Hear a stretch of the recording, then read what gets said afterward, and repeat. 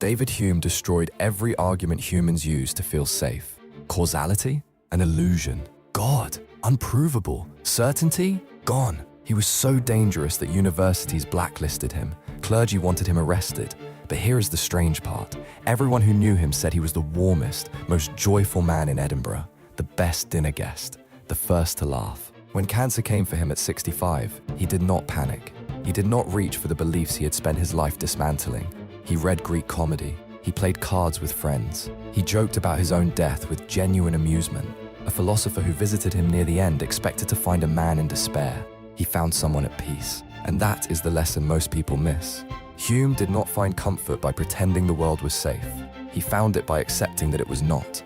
Honesty about uncertainty does not have to break you. Sometimes it is the only thing that can free you.